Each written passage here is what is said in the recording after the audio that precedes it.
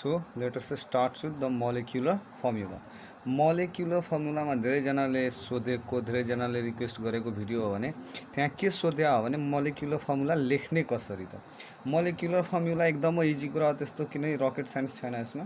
Simply यसलाई लेख्न के गर्नुपर्छ त, पहिले हामीले अलिकता बेसिकदेखि बुझौँ हामी। मोलेक्युलर फर्मुला भनेको पहिले त हो के, अनि त्यसपछि मोलेक्युलर फर्मुला कसरी लेख्छौँ है हामी, त्यो हामी पहिले मोलेक्युलर फर्मुला हो के त्यो बुझौँ है।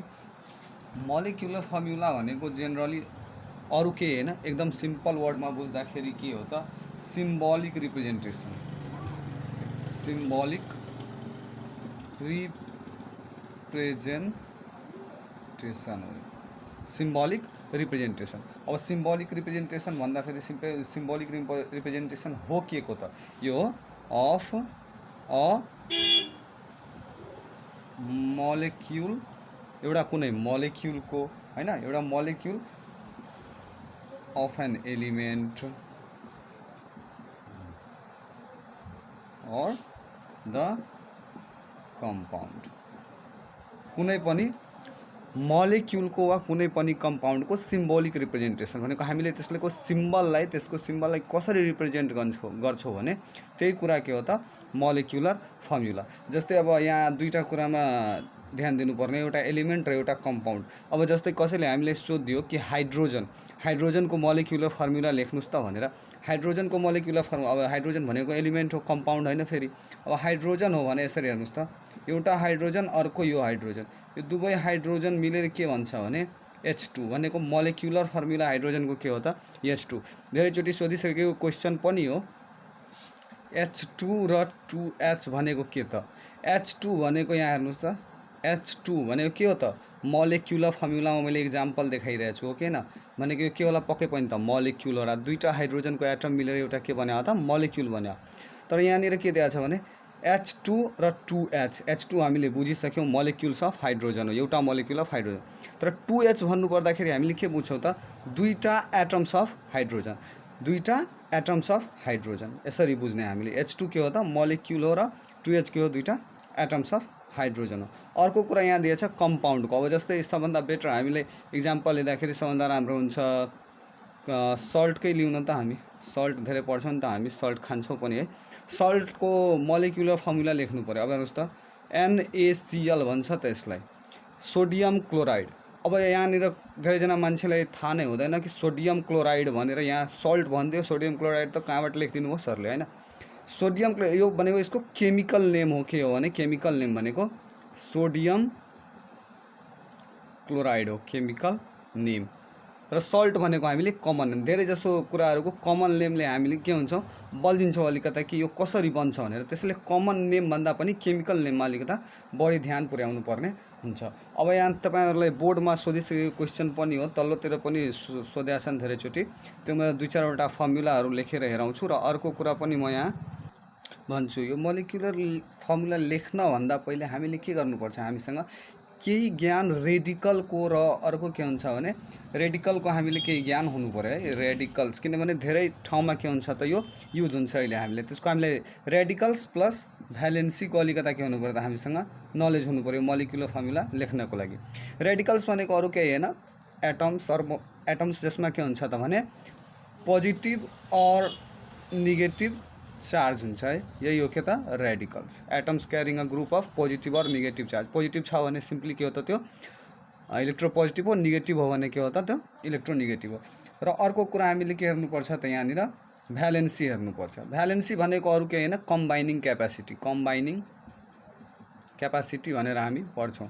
अर्को वर्डमा भन्दाखेरि जस्तै यो मैले पोजिटिभ र नेगेटिभ चार्ज भनेको छु नि त, यो पोजिटिभ र नेगेटिभ चार्ज भन्दाखेरि कतिवटा पोजिटिभ चार्ज छ वा कतिवटा नेगेटिभ चार्ज छ। जस्तै हाइड्रोजनको कुरा गर्छौँ हामी, हाइड्रोजन यो भनेको एउटा के हो त पोजिटिभ चार्ज छ, यसको निर 1+ हुन्छ यो, जसले पनि हामी यसरी लेख्छौँ नि H+ हो कि हैन, भनेको यहाँ एउटा पोजिटिभ चार्ज भनेको यसको यो के हो त भ्यालेन्सी 1 हो। अब यो भ्यालेन्सी 1 हो भने किनभने मैले पहिले नै भनेको छु त मैले, यहाँनिर कम्बाइनिङ क्यापेसिटी अथवा पोजिटिभ अर नेगेटिभ चार्ज भनेको एउटा पोजिटिभ चार्ज हो भने यसको भ्यालेन्सी कति होला त 1 होला। यस्ता केही म अहिले तपाईँहरूलाई 4-5 10वटा लेखिदिन्छु यहाँ, त्यो बुझ्दा त्यो याद गरेर त्यसपछि हामी अगाडि बढ्छौँ। यो बुझेर गर्दाखेरि धेरै इजी हुन्छ, नत्र फेरि धेरै हार्ड हुन्छ। ल अब हामी बुझौँ त केही रेडिकल्सहरूका नाम है, केही रेडिकल्सहरूका नाम। केही रेडिकल्सहरूको नाम बुझ्दाखेरि हामीले सबभन्दा पहिले के बुझ्नुपर्छ, यहाँनिर धेरैचोटि युज हुने कुराहरू हामी एज अ होल गरौँ, जसबाट तपाईँहरूले याद गर्न पनि इजी होस् र बनाउन पनि। जुन क्वेसन धेरै नै सोधिन्छ त्यो क्वेसनहरूको रेडिकल्स हामीहरू के गरिहाल्छौँ, थोरै याद गर्न कोसिस गर्छौँ। हेर्नुहोस् त, 1 नम्बरमा अक्साइड, धेरै ठाउँमा पाउनुहुन्छ है। अक्साइडको सिम्बल के हुन्छ भने ओ हुन्छ, सिम्बल ओ हुन्छ। सिम्बल पनि बुझिराख्नु पर्ने, किनभने यो सिम्बोलिक रिप्रेजेन्टेसन हो। सिम्बल भनेको ओ हो, भ्यालेन्सी भनेको 2 हुन्छ फेरि यसको है, यसको भ्यालेन्सी 2, अक्साइडको सिम्बल ओ। अर्को कुरा हामीले यहाँ बुझौँ त क्लोराइडको, सोडियम क्लोराइड भन्छौँ नि त हामी, क्लोराइड हो किन।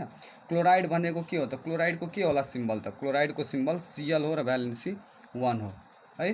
क्लोराइडको भइसक्यो हामीले। अर्को हामीले जेनरली युज गर्दाखेरि नाइट्रेटको पढ्छौँ है, नाइट्रेट भइहाल्यो, नाइट्राइट भइहाल्यो हो किन। नाइट्रेटको हामी गरौँ त, नाइट्रेट के हो त, NO3। नाइट्रेट भनेको NO3 र यसको भ्यालेन्सी पनि के हो त 1 हो। अर्को हामी गरौँ, अर्को के युज हुन्छ त बढी, हेरौँ त, हाइड्रोक्साइड है, क्याल्सियम हाइड्रोक्साइड हो किन।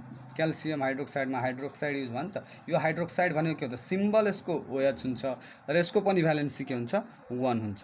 हाइड्रोक्साइड पछि हामी अर्को कुरा सल्फेटको गरिहाल्छौँ, सल्फेट है। सल्फेटको के हुन्छ त, सल्फेटको पनि के हुन्छ SO4 हुन्छ, भ्यालेन्सी के हुन्छ 2 हुन्छ। यो सब याद राख्नुपर्ने कुरा, यसमा कुनै फेरि अड्किनु भयो भने सक्यो है, त्यहाँबाट फेरि फर्मुला नै थाहा भएन, भ्यालेन्सी नै थाहा भएन भने कसरी गर्ने है। अर्को कुरा हामीले के गर्नुपर्छ भने यही सल्फेट भयो,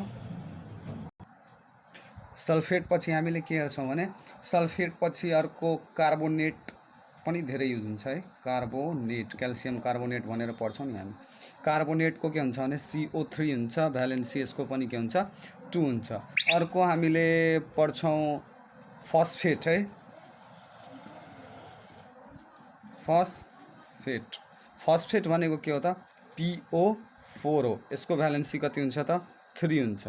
अर्को कहीँ हामीले नाइट्राइड पनि पढ्ने गरेका छौँ, नाइट्राइड भनेर पनि पढ्छौँ। नाइट्राइड भनेको सिम्बल के हो त N हो र यसको भ्यालेन्सी कति हो 3। म्याग्नेसियम नाइट्राइड कसरी फर्म हुन्छ म यसपछि गरेर हेराउँछु है यहाँनिर। सो यति हामीले के गर्नु पर्छ, जेनरल फर्मुला, धेरै अझै फर्मुलाहरू पनि छन्, बट यति हामीले के गर्नु पर्छ याद राख्नु पर्यो है। अब अलिकता हामी के गरौँ त, केही सिम्पल रेडिकल्सहरूको पनि के गरौँ त, थोरै अलिकता बुझिराखौँ फर्मुला त्यसको। अब त्यसको सबभन्दा पहिले बढी युज हुने भनेको सोडियम, Na बुझ्नुहुन्छ कि हुन्न फेरि है, ल सोडियम है, सोडियम। सोडियमको के हुन्छ त Na के हो त सिम्बल हो है, भ्यालेन्सी कति हो त यसको 1 हो, याद राख्नुपर्ने कुरा है। सोडियमको सिम्बल Na, भ्यालेन्सी 1। अर्को हामीले के बुझौँ त म्याग्नेसियमको है, म्याग्नेसियम। म्याग्नेसियमको के हुन्छ त Mg हुन्छ, भ्यालेन्सी 2 हुन्छ फेरि। ल म्याग्नेसियम पछि हामी के पढौँ त, जिङ्क है, जिङ्क। जिङ्कको चाहिँ Zn हुन्छ र यसको भ्यालेन्सी कति हुन्छ 2 हुन्छ है। अर्को हामीले के बुझौँ भने सोडियम म्याग्नेसियम हामीले पढ्यौँ। अरू जेनरली युज हुने भनेको क्याल्सियम हो, क्याल्सियम Ca को सिम्बल हो र यसको पनि भ्यालेन्सी कति हो त 2 हो, डाइभ्यालेन्ट हो है, भ्यालेन्सी 2 हो। अर्को पोटासियम बुझिहालौँ, पोटासियम के यसको सिम्बल र अर्को चाहिँ यसको भ्यालेन्सी चाहिँ 1 हुन्छ। अर्को हामीले कहाँनिर बुझौँ भने एमोनियम बुझौँ होइन, सिम्पलमै बुझौँ, एमोनियममा जानु पर्दैन अहिले। सिल्भर, सिल्भरको बुझौँ, सिल्भर भनेको Ag हो र यसको कति हो त भ्यालेन्सी 1 हो। त्यसपछि हामीसँग के छ त अरू, एल्युमिनियम छ, एल्युमिनियम है, एल्युमिनियम कार्बोनेट, एल्युमिनियम सल्फेट बुझ्छौँ नि हामी, एल्युमिनियम र भ्यालेन्सी कति हुन्छ यसको 3 हुन्छ है। आइरनको 2टा हुन्छ हामीसँग।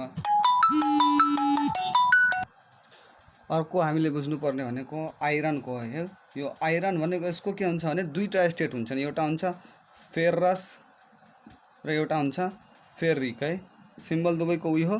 भ्यालेन्सी फेरसको 2 हुन्छ र फेरिकको 3 हुन्छ। यति अहिले हामीले बुझ्नुपर्छ।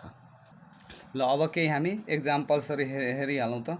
क्रिस क्रस टेक्निकबाट यो के गरिन्छ त बनाइन्छ। कसरी बनाउने त्यो क्रिस क्रस टेक्निक के हो म 1-2टा एक्जाम्पल हेरेर देखाउँछु है। जस्तै सोडियम क्लोराइड, यसको मोलिकुलर फर्मुला निकाल्न भन्यो हामीलाई, सोडियम क्लोराइड। सबभन्दा पहिले हामीले के गर्ने हो त, फर्स्ट स्टेपमा हामीले के गर्ने हो, दुवैको के गरौँ त, सोडियम हामीले पढाएको थियौँ, सोडियमको Na, क्लोराइडको Cl। ल भ्यालेन्सी लेखौँ त, भ्यालेन्सी सोडियमको कति थियो, 1 थियो, क्लोरिनको पनि कति थियो त, क्लोरिनको पनि 1 थियो हामीसँग, क्लोरिनको 1, सोडियमको पनि 1। ल अब यहाँ हेरौँ त, अब यसलाई के गर्नुपर्छ त, हामीले क्रिस क्रस भन्छौँ नि त हामी। क्रिस क्रस भनेको यतातिरको कुरा यता हो र यतातिरको कुरा यता हो। हेर्नुहोस् यो माथि सोडियममा भएको जुन 1 छ त्यो कहाँ जान्छ त, सोडियममा भएको 1 कहाँ जान्छ, क्लोरिनको तल आउँछ, र क्लोरिनमा भएको 1 कहाँ आउँछ, सोडियमको तल आउँछ। यसरी हामी के गर्छौँ त, NaCl, यही हो क्रिस क्रस टेक्निक, यही हो हाम्रो सल्ट। यसरी नै गर्दाखेरि हामी के गर्न सक्छौँ, बनाउन सक्छौँ। अरू इक्जाम्पल म नेक्स्ट भिडियोमा क्लियर गरिदिन्छु, पहिले यो टपिक बुझ्नु पर्यो राम्ररी है। ल